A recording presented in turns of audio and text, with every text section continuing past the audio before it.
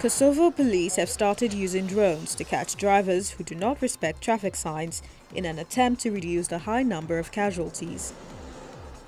Since January, the small Balkan country has introduced a new law that imposes heavy fines, and police began patrolling with unmarked cars to remain unnoticed. This unit with drones is identifying people who overtake where it is prohibited to overtake another car, and also identifies those who drive through red traffic lights, as well as other violations. 2 police officers launched a black and white drone just outside the capital, Pristina, where after a few minutes they filmed a driver overtaking another car over a full white line on the bridge above the Pristina-Skopje highway. The driver looked confused when a policeman approached with an iPad to show him the video from the drone. A driver who commits such an offence must pay a fine of up to €300, have his license confiscated for 6 months, and loses 2 out of 9 driving license points.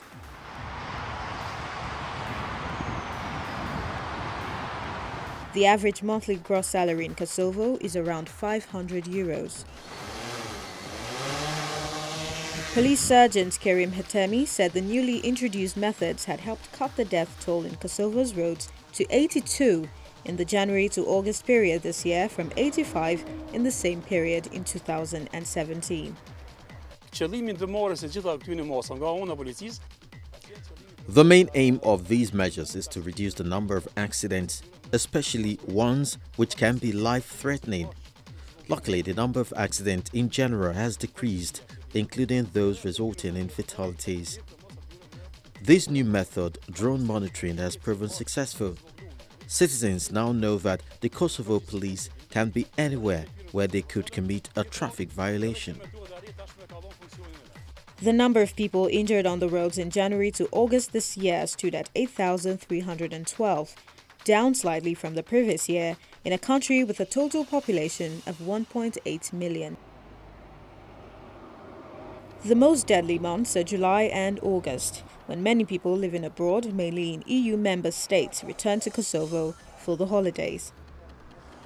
Careless driving, old cars, and bad road signs are seen as the main reasons for the high number of accidents.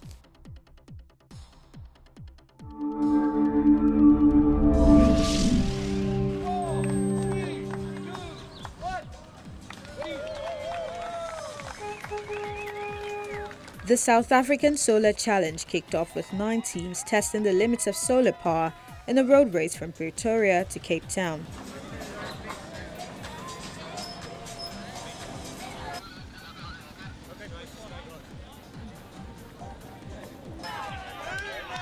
The 6th edition of the challenge will see vehicles covering distances between 2,500 and 5,000 kilometers through 18 towns over 8 days.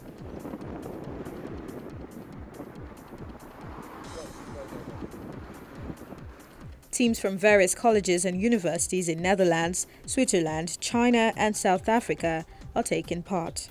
The solar cars, it's something that looks futuristic, so who wouldn't want to be part of a team that's dealing with something that would sort of solve a problem such as fuel in future? Because we would want to see us having solar cars just so that you drive to wherever you want to drive to without having to spend money for fuel.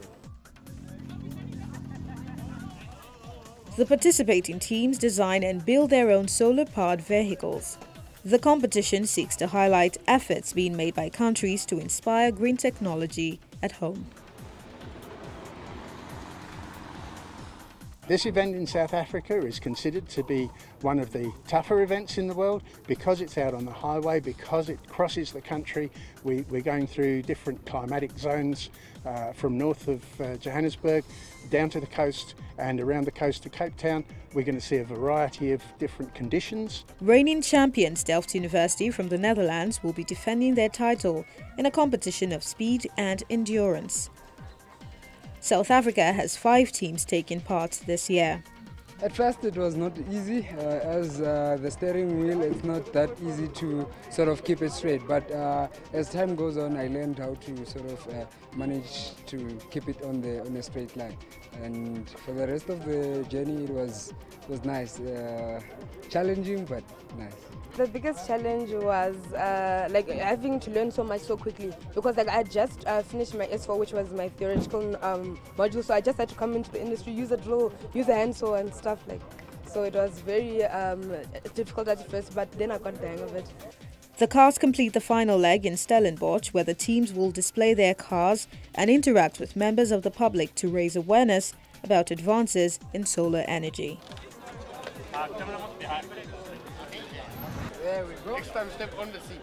How long does it take to get in the car? I will not do by that.